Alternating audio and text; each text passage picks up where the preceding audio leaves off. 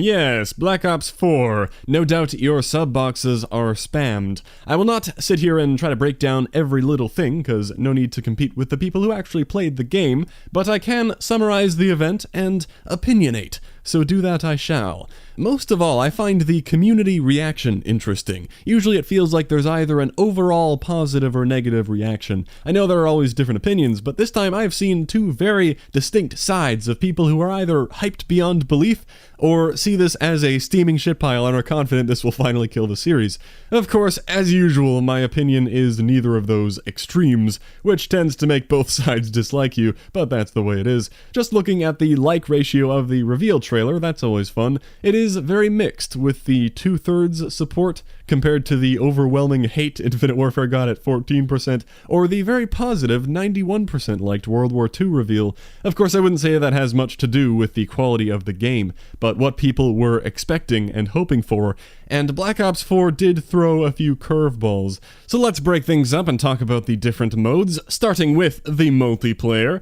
I gotta say, this was my least favorite part of the event. First of all, it confirmed a lot of the things we expected. You've got the near future setting between Black Ops 2 and 3, a boots on the ground gameplay, as they love to say, no boosting around, except for the grappling hook, which I thought looked stupid and out of place at first, but turns out it is only Ruin's special equipment, and it does have to recharge. I don't expect it to actually be a big deal in-game, but I absolutely loved this moment. It delivers grounded combat, tight gunplay, an authentic military feel. Are you sure about that? They actually said grounded combat as he flew through the air with a grappling hook in the background, and then authentic military feel as Ruin pulled out that big stupid gravity dildo to slam it into the ground. Yeah, okay then, real authentic military. But to be fair, I have a more positive outlook on the game after watching gameplay than I did after watching the trailer, which isn't how that's supposed to work. But the trailer showcased a ton of gadgets and abilities. It crammed them all in there. Gravity slam guy versus shield with a hole in it for a pistol guy. Oh boy, eat this, haha, yay, cluster bombs, purifiers again, guy with a dog, laser trip mine things. Like, people complain about the World War II S-mines, and those are really easy to avoid by just crouching. Just wait until there's a specialist laser mine. I assume they want the viewer to think, wow, look at all that cool technology. I'll be like a super soldier with all that awesome gear. But we've had specialists before. All I see are a bunch of stupid deaths and annoying gimmicks. You want a more realistic version of the trailer? Vision pulse piece of shit. Oh yeah, that's fun. Cool. Son of a bitch. Fuck you. One hit kill bullshit. I was behind cover. The fuck is that? Oh, free war machine. Yeah, good for you. Fuck off. Wow, you're so good at this game. It's like the whole trailer was about these gimmicky abilities. It's all that kind of stuff that made me not very interested in Infinite Warfare. How hard it seemed like they tried to have all these different rigs and abilities and special weapons that charge up and whatever. I'm just not interested in any of that. When you're working together as a team to win the game, and winning is your only objective, I can see how hero ultimate abilities and special weapons and whatever can be a fun element of that, to use them effectively and intelligently to turn the tide. But when you're trying to go on a kill streak, kind of a big part of Call of Duty, getting killed by some OP ability that somebody didn't even earn isn't very fun. They wanted to make big changes to Call of Duty and took it in an odd direction. I'm sure you've seen all the comparisons to Overwatch and Rainbow Six Siege, with the specialists being an even bigger deal now. And yeah, they built a hero shooter, 5v5, more focused around competition than ever before. I can only assume repetitive 3-lane maps as well. You know how much I love that. And like, specialist drafting is a part of regular gameplay now, not just competitive. You can only have one of each at a time on the team, which blows my mind that they would do that. Like, that doesn't make it a terrible game, but I can see why it's the opposite of what a lot of COD fans would be looking for. They're chasing that trend when I don't think they had to. Call of Duty public matches are not going to become ranked mode pro teams with people on the mic giving callouts. There will be no dedicated medic or people organized into different roles to guard the objectives and benefit the team. I imagine people will try to use whatever specialist they want to use for fun or for practice, and if they don't get it, will be annoyed. That's what it sounds like to me. What if I want to be grinding out some challenges for a certain character? I guess sometimes I can't, because somebody else picked them. I find the transition from a casual to a more competitive atmosphere strange. And I know there is a separate league play, and the public matches will still be very casual, but clearly they're trying to make it more teamwork oriented,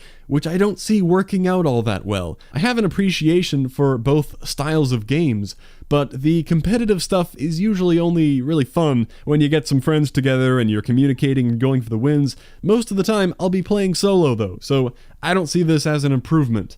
But I think I'm making a bigger deal out of these things than they really will be. Despite all the big changes to gameplay, you still see a lot of people saying it basically looks like Black Ops 3. BO3 remastered, Black Ops 3.5 is a very common comment, although it's more like Black Ops 2.8. But yeah, I'd have to agree with that sentiment.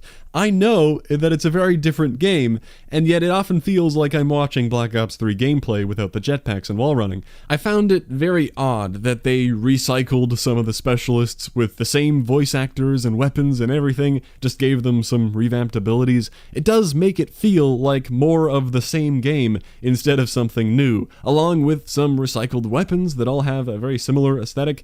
Questionable decision there. I know there is plenty of new content in reality, but how it feels and looks to people is kind of important, and if it looks like a Black Ops 3 expansion pack, that might be a bad thing.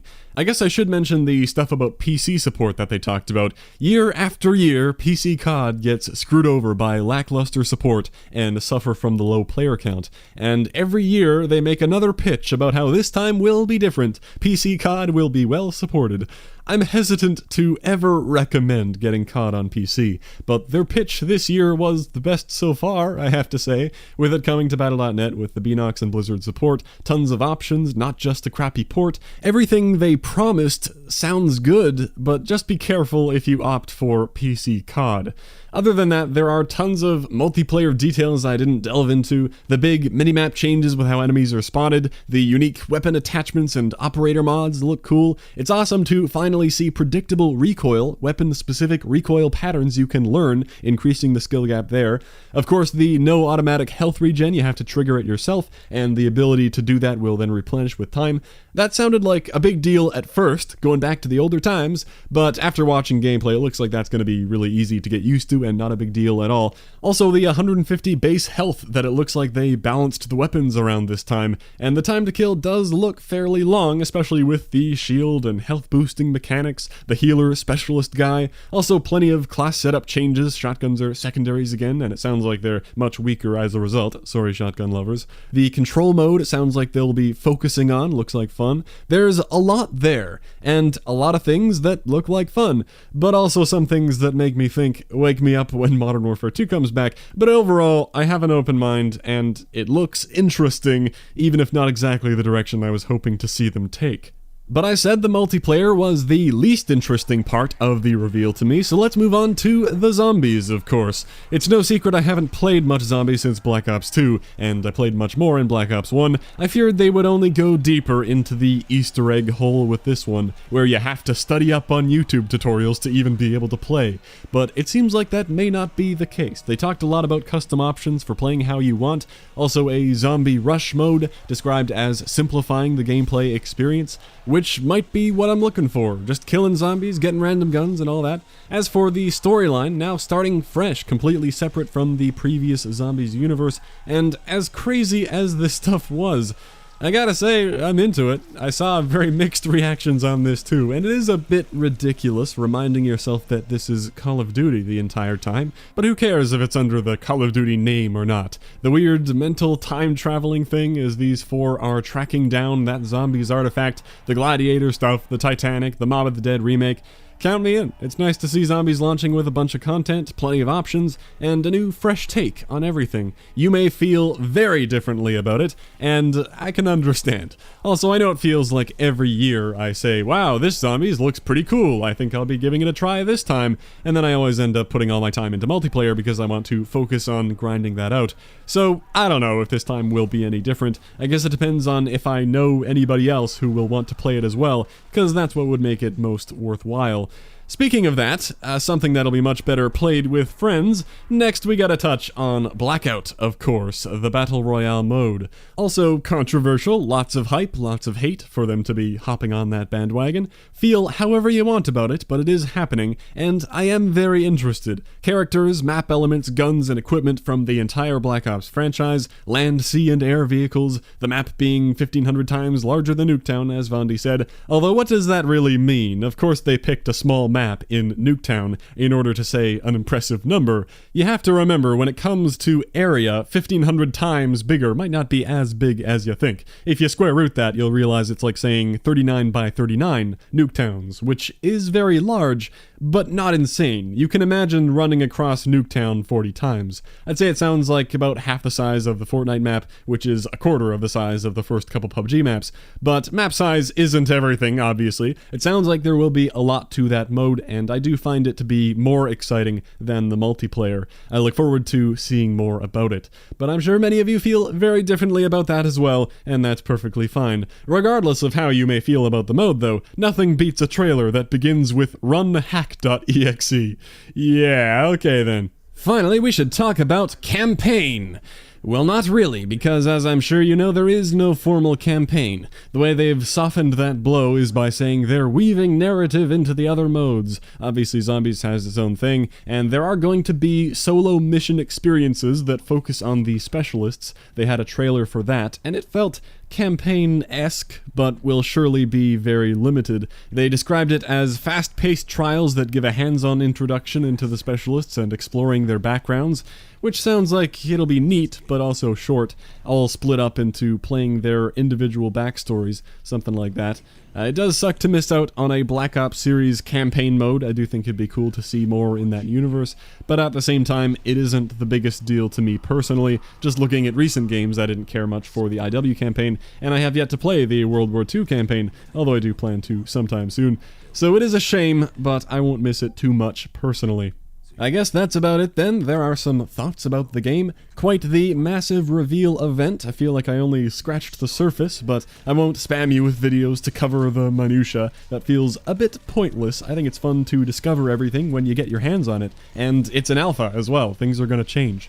So I look forward to the beta. I hope and assume sometime in the summer, July or August perhaps. Well, thanks for watching. I'll catch you next time.